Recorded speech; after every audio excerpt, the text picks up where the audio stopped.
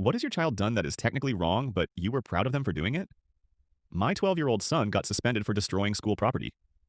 Here's what really happened. There's this kid, Marcus, in my son's grade, who brings the same peanut butter sandwich every single day. My son noticed Marcus never ate it, just stared at it for a few minutes, then threw it away untouched. This went on for weeks. My son thought it was weird, but didn't say anything at first. Then one day, Marcus looked really pale and weak during PE. He told the teacher his stomach hurt, but my son overheard him whisper to another kid that he was just hungry. That's when my son put it together. Turns out Marcus is severely allergic to peanuts. Like EpiPen level allergic. His mom packs him peanut butter sandwiches because she doesn't believe in allergies and thinks he's faking it for attention. She told him if he ever complained about his lunch at school, he'd be grounded for a month. Marcus was literally starving at school, too scared to tell anyone because his mom would punish him for lying about being allergic. So my son hatched a plan. He started asking me to pack him 2 lunches, said he was going through a growth spurt and was extra hungry.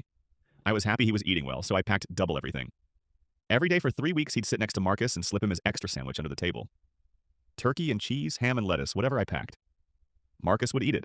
This worked perfectly until last Tuesday. Marcus accidentally grabbed Tyler's regular sandwich instead of the safe one. Within minutes, his face was swelling and he couldn't breathe. The school nurse had to use his EpiPen and call an ambulance, but the school launched a full investigation into how the contamination happened. They interviewed every kid who sat near Marcus. That's when they found out about the lunch sharing.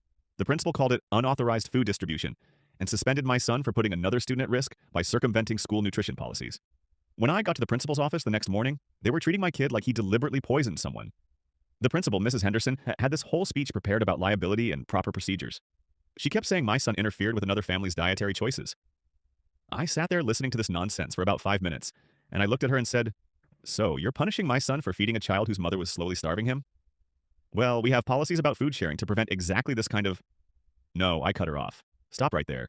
You have a kid whose mom was committing child endangerment by forcing him to bring food that could literally end him.